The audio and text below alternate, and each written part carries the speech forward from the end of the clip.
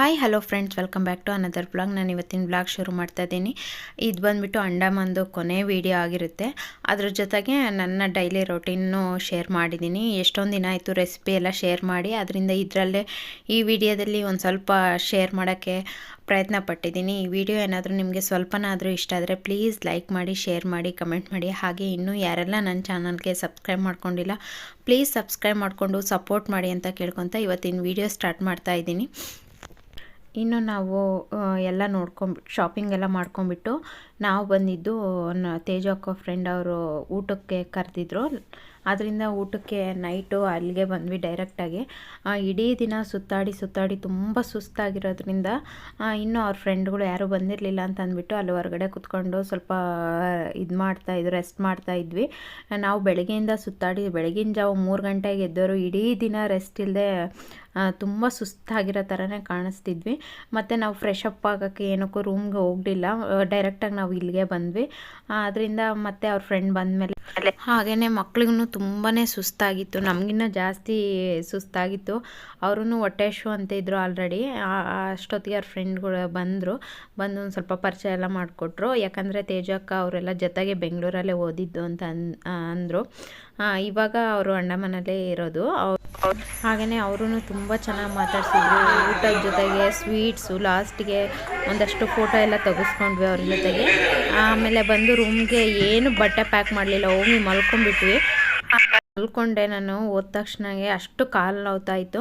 ಮತ್ತು ಮಧ್ಯರಾತ್ರಿ 2 ಗಂಟೆ ಹಂಗೆ ಎದ್ಬಿಟ್ಟು ಲಗೇಜ್ ಎಲ್ಲ ಪ್ಯಾಕ್ ಮಾಡಿ ಆಮೇಲೆ ನೆಕ್ಸ್ಟ್ 3 ಗಂಟೆಗೆ ಎದ್ದು ಮತ್ತೆ ಮಕ್ಕಳಿಗೆಲ್ಲ ತಲೆ ಸ್ನಾನ ಎಲ್ಲ ಮಾಡಿಸಿ ತುಂಬಾ ಸುಸ್ತಾಗಿತ್ತು. ಹೋಗಿದ ತಕ್ಷಣ ಹಂಗೆ ಮಲಗಿದ್ವಲ್ಲ, ಹಂಗಾಗಿ ಎಲ್ಲರೂ ಫ್ರೆಶ್ ಆಗಿ ಇನ್ನು ತೇಜು ಅಕ್ಕ ಮಗಳದ್ದು ಬರ್ತ್ಡೇ ಇತ್ತು. ಇನ್ನು ಬರ್ತ್ಡೇ ಎಲ್ಲ ಕೇಕೆಲ್ಲ ತೊಗೊಂಬಂದಿದ್ವಿ. ಹಾಗಾಗಿ ಕೇಕ್ ಕಟ್ ಮಾಡಿಸ್ಬಿಟ್ಟು ಹೊರಡೋಣ, ಅವಳದೊಂದು ನೆನಪಿರುತ್ತೆ ಅಂಡಮಾನಲ್ಲಿ ನಾನು ಬರ್ತ್ಡೇ ಮಾಡ್ಕೊಂಡಿದ್ದೆ ಅಂತ ಅಂದ್ಬಿಟ್ಟು ಮಾಡಿಸಿದ್ದು. ಇನ್ನು ನೆಕ್ಸ್ಟು ನಂದು ಸೂಟ್ ಕೇಸ್ದಂತೂ ತುಂಬಾ ಪ್ರಾಬ್ಲಮ್ ಆಯಿತು ಅಂತಲೇ ಹೇಳ್ಬೋದು. ಅದು ಲಾಕು ಬೀಳ್ತಾನೆ ಇಲ್ಲ, ಬೇರೆ ಕೀನು ಎಕ್ಸ್ಟ್ರಾ ಕೀನು ತಗೊಂಡೋಗಿಲ್ಲ. ಆಮೇಲೆ ಯೂಟ್ಯೂಬಲ್ಲಿ ನೋಡಿಕೊಂಡು ಸಾಹಸ ಮಾಡಿಕೊಂಡು ನಂದು ಬ್ಯಾಗ್ದು ಜಿಪ್ಪೆಲ್ಲ ಹಾಕಿದ್ದಾಯಿತು. ಮತ್ತು ನೆಕ್ಸ್ಟು ನಾವು ಬಂದಿದ್ದು ಏರ್ಪೋರ್ಟ್ ಕಡೆಗೆ. ಅಲ್ಲೆಲ್ಲ ತಿಂಡಿ ಹೋಟೆಲೆಲ್ಲ ತಿಂಡಿ ಬೇಗನೆ ಮಾಡಿಕೊಡಿ ಅಂತ ಹೇಳಿದ್ವಿ. ಹಾಗಾಗಿ ತಿಂಡಿ ಎಲ್ಲ ದೋಸೆ ಮಾಡಿದರು, ತಿಂದ್ಕೊಂಡು ಆಮೇಲೆ ನಾವು ಏರ್ಪೋರ್ಟ್ ಕಡೆಗೆ ಬಂದ್ವಿ. ಇನ್ನು ಏರ್ಪೋರ್ಟಲ್ಲಿ ಬಂದ ತಕ್ಷಣವೇ ನಾವು ಬಂದು ಲಗೇಜ್ ಎಲ್ಲ ಒಂದು ಸ್ವಲ್ಪ ಇಳಿಸ್ಕೊಂಡು ಇಲ್ಲಿ ಬಂದ್ವಿ ಏರ್ಪೋರ್ಟ್. ಇನ್ನು ಒಳಗಡೆ ಒಂದೆರಡು ಫೋಟೋ ತೆಗೆಸ್ಕೊಂಡು ಮತ್ತೆ ಒಳಗಡೆ ಬಂದ್ವಿ. ಒಳಗಡೆ ಬಂದ ತಕ್ಷಣವೇ ನಾವು ಬೋರ್ಡಿಂಗ್ ಪಾಸ್ ತೊಗೊಂಡ್ವಿ. ಅನೌನ್ಸ್ಮೆಂಟ್ ಶುರು ಆಗಿತ್ತು. ಆಲ್ರೆಡಿ ಬೆಂಗಳೂರಿಗೆ ಹೋಗೋ ಫ್ಲೈಟ್ ರೆಡಿಯಾಗಿದೆ ಅಂತ ಅಂದ್ಬಿಟ್ಟು ನಾವು ಇನ್ನೂ ಬೋರ್ಡಿಂಗ್ ಪಾಸ್ ತೊಗೊತಾ ಇದ್ವಿ. ಲಗೇಜ್ ಎಲ್ಲ ಏನು ನಾವು ಇನ್ನೂ ಚೆಕಿಂಗೇ ಕೊಟ್ಟಿರಲಿಲ್ಲ. ಆಮೇಲೆ ಬ್ಯಾಗ್ಸ್, ಸೂಟ್ಕೇಸ್ ನಾವು ಚೆಕಿಂಗ್ ಕೊಡ್ತೀವಲ್ಲ, ಅವರು ಫ್ಲೈಟ್ ಆಲ್ರೆಡಿ ರೆಡಿಯಾಗಿದೆ, ನೀವು ಇನ್ನೊಂದು 5 ಮಿನಿಟ್ಸ್ 10 ಮಿನಿಟ್ಸ್ ಅಷ್ಟೇ ಟೈಮ್ ಇರೋದು ಅಂತಂದರು. ಎಷ್ಟು ಬೇಗ ನಾವು ಲಗೇಜೆಲ್ಲ ನಾವು ಚೆಕಿನ್ ಕೊಟ್ಟು ಹೆಂಗೆ ಓಡಿ ಬಂದಿದ್ದೀವಿ ಅಂದರೆ ಏರ್ಪೋರ್ಟಲ್ಲಿ ಓಡ್ತಾ ಇದ್ದೀವಿ. ಎಲ್ಲಾದರೂ ಮಿಸ್ ಆಗಿಬಿಟ್ರೆ ಮತ್ತೆ 1 ದಿನ 2 ದಿನ ಅಲ್ಲೇ ಇರಬೇಕಾಗುತ್ತಲ್ಲ ಅಂತ ಅಂದ್ಬಿಟ್ಟು ಮತ್ತೆ ದುಡ್ಡು ವೇಸ್ಟ್ ಅಲ್ವಾ. ಹಂಗಾಗಿ ಇನ್ನು ಅಲ್ಲಿ ನಾವು ಲಗೇಜೆಲ್ಲ ಕೊಟ್ವಲ್ಲ ಚೆಕಿನ್ನು, ಅವ್ರು ಹೇಳಿದರು ನೀವು ಹೋಗಿ ನೆಕ್ಸ್ಟ್ ಫ್ಲೈಟಿಗೆ ನಿಮ್ಮ ಲಗೇಜೆಲ್ಲ ಬರುತ್ತೆ ಅಂತ ಅಂದ್ಬಿಟ್ಟು. ನಮಗೆ ಒಂದು ಭಯ ಇರುತ್ತೆ, ಎಲ್ಲಾದರೂ ಕಳೆದೋಗ್ಬಿಟ್ರೆ ಅಂತ ಅಂದ್ಬಿಟ್ಟು. ಹಂಗೇನೂ ಆಗಲ್ಲ ಅಂತ ಅಂದ್ಕೊಂಡಿದ್ವಿ. ನಮ್ಮ ಲಗೇಜ್ ನಮಗೆ ಸಿಕ್ತು ಅಂತಲೇ ಹೇಳ್ಬೋದು.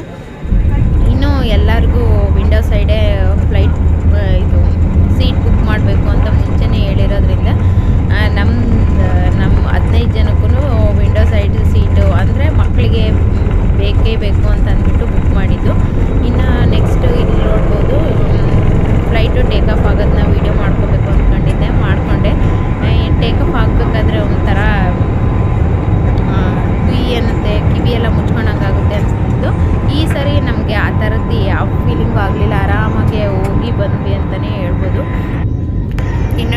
ಆದಮೇಲೆ ನೋಡ್ತಾ ಇರ್ಬೋದು ಕೆಳಗಡೆ ಎಷ್ಟು ನೀಟಾಗಿ ರೋಡಿಂದ ಮೇಲೆ ಹೋಯ್ತು ಅಂತ ಅಂದ್ಬಿಟ್ಟು. ಇನ್ನು ಹೋಗ್ತಾ ಹೋಗ್ತಾ ಕೆಳಗಡೆ ಅಂಡಮಾನ್ದು ಸಮುದ್ರ ಇರ್ಬೋದು, ನೀರಿರ್ಬೋದು ಎಲ್ಲ ಕಾಣಿಸ್ತಾ ಇತ್ತು. ಅದಾದಮೇಲೆ ಇನ್ನು ಮೇಲೆ ಹೋಗ್ತಾ ಹೋಗ್ತಾ ಫ್ಲೈಟು ಇದು ಮೋಡದ ಹಾಲಿನ ಕೆನೆ ಮೇಲೆ ಹೋಗ್ತಾ ಇದ್ದೀವೇನೋ ಅನ್ನೋ ಥರ ಅನ್ನಿಸ್ತಾ ಇತ್ತು. ನೋಡ್ತಾ ಇರ್ಬೋದು ಇದು ಮೋಡ, ಅದ್ರ ಮೇಲೆ ಆಕಾಶ, ಅಲ್ಲಿ ಸೂರ್ಯ, ಆ ಥರ. ನನಗೆ ಇದನ್ನೆಲ್ಲ ವಿಡಿಯೋ ಮಾಡೋಕ್ಕೆ ನನಗೆ ಯಾವಾಗಲೂ ವಿಂಡೋ ಸೈಡ್ ಸೀಟ್ ಸಿಕ್ಕೇ ಇರಲಿಲ್ಲ. ತುಂಬ ಚೆನ್ನಾಗಿತ್ತು ಎಕ್ಸ್ಪೀರಿಯೆನ್ಸ್ ಅಂತ ಹೇಳ್ಬೋದು, ಅಂಡಮಾನ್ ಎಕ್ಸ್ಪೀರಿಯೆನ್ಸು. ಜೊತೆಗೆ ನಮಗೆ ಸ್ನ್ಯಾಕ್ಸ್ ಒಂದು ಸ್ವಲ್ಪ ಕೊಟ್ಟರು. ಸ್ನ್ಯಾಕ್ಸು, ಒಂದು ಸ್ಯಾಂಡ್ವಿಚ್ಚು, ಮತ್ತು ಮಖಾನ, ಮತ್ತು ಒಂದು ಕುಕ್ಕೀಸು, ಒಂದು ಜ್ಯೂಸ್ ಕೊಟ್ಟಿದ್ದರು. ಈ ಸರಿ ನಾವು ಹೋಗ್ಬೇಕಾದ್ರೆ ಅಷ್ಟೊಂದು ಚೆನ್ನಾಗಿರಲಿಲ್ಲ.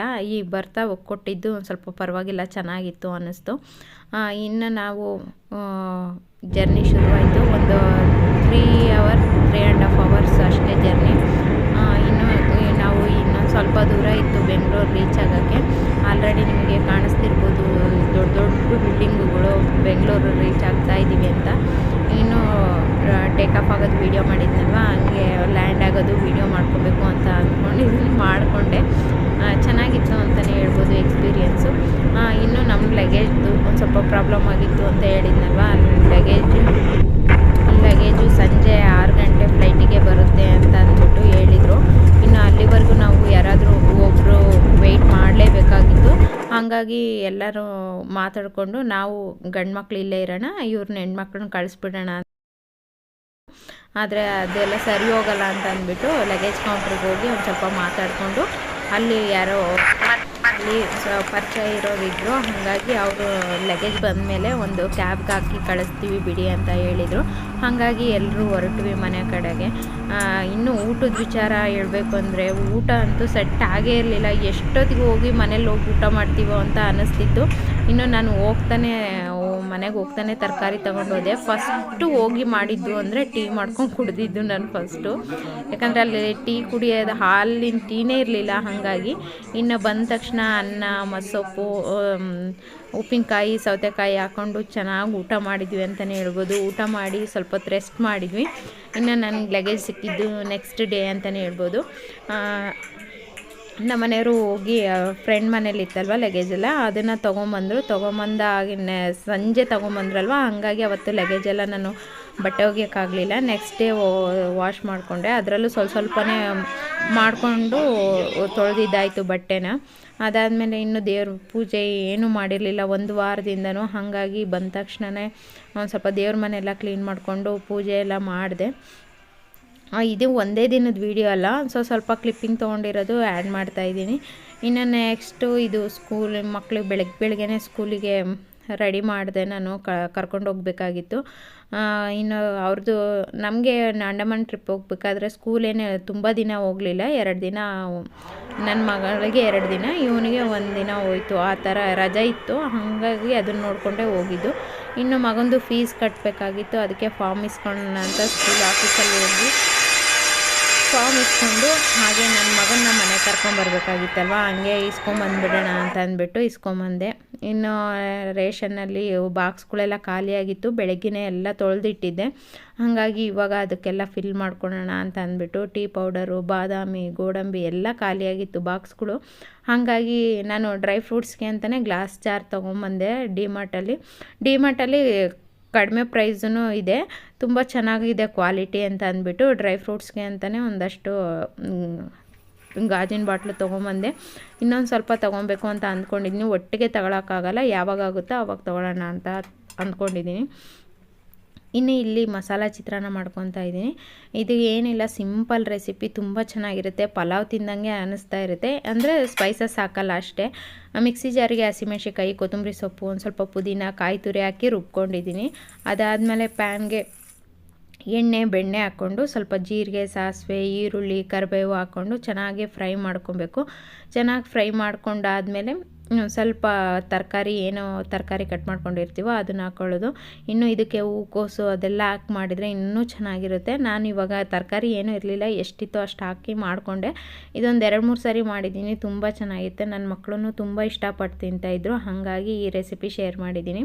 ಹಾಗೆ ಹಸಿ ಬಟಾಣಿ ಇವಾಗ ಸೀಸನ್ ಅಲ್ವಾ, ಅದರಿಂದ ಹಸಿ ಬಟಾಣಿ ಮತ್ತು ಟೊಮೊಟೊ ಇದೆಲ್ಲ ಹಾಕ್ಬಿಟ್ಟು ಚೆನ್ನಾಗಿ ಫ್ರೈ, ಮಾಮೂಲಿ ಚಿತ್ರಾನ್ನ ಹೆಂಗೆ ಮಾಡ್ತೀವೋ ಹಂಗೇ, ಆದರೆ ಸ್ಪೈಸಸ್ ಹಾಕಲ್ಲ ಅಷ್ಟೇ. ಅದ್ರ ಜೊತೆಗೆ ಒಂಚೂರು ಶುಂಠಿ ಬೆಳ್ಳುಳ್ಳಿ ಪೇಸ್ಟು ಹಾಗೆ ರುಬ್ಕೊಂಡಿರೋಂಥ ಮಸಾಲೆನೇ ಹಾಕಿ ಚೆನ್ನಾಗಿ ಬೇಯಿಸ್ಕೊಬೇಕು. ಒಂದು ಸ್ವಲ್ಪ ನೀರಂದರೆ ತುಂಬ ನೀರು ಹಾಕ್ಬಾರ್ದು, ಸ್ವಲ್ಪ ಮಿಕ್ಸಿ ಜಾರಲ್ಲಿ ಇರುತ್ತಲ್ಲ ಅದನ್ನು ಅಷ್ಟೇ ಹಾಕ್ಕೊಂಡು ಒಂದು ಸ್ವಲ್ಪ ಅರಿಶಿನ ಹಾಕ್ಕೊಂಡು ಚೆನ್ನಾಗೇ ಮಿಕ್ಸ್ ಮಾಡಿಕೊಂಡು ಒಂದು 5 ನಿಮಿಷ ಮುಚ್ಚಿಟ್ಟು ಬೇಯಿಸ್ಕೊಂಡ್ರೆ ಬಟಾಣಿ ಎಲ್ಲ ಚೆನ್ನಾಗಿ ಬೆಂದಿರುತ್ತಲ್ವ, ಚೆನ್ನಾಗಿ ಟೇಸ್ಟ್ ಕೊಡುತ್ತೆ, ಹಸಿ ವಾಸನೆ ಎಲ್ಲ ಹೋಗಿ. ಇನ್ನು ಈ ಕಡೆ ಮಕ್ಕಳಿಗೆ ನಮಗೆ ಟೀ ಇಟ್ಕೊತಾ ಇದ್ದೀನಿ. ಇನ್ನು ಬೆಳಗ್ಗೆ 5 ಗಂಟೆ 4 ಗಂಟೆಗೆ ಹಿಂಗೆ ಎದ್ಬಿಡ್ತೀನಿ ನಾನು, ಹಾಗಾಗಿ ಬೆಳಗ್ಗೆನೇ ಒಂದು ಸ್ವಲ್ಪ ಟೀ ಕುಡಿಬೇಕು ಅನಿಸ್ತಿರುತ್ತೆ.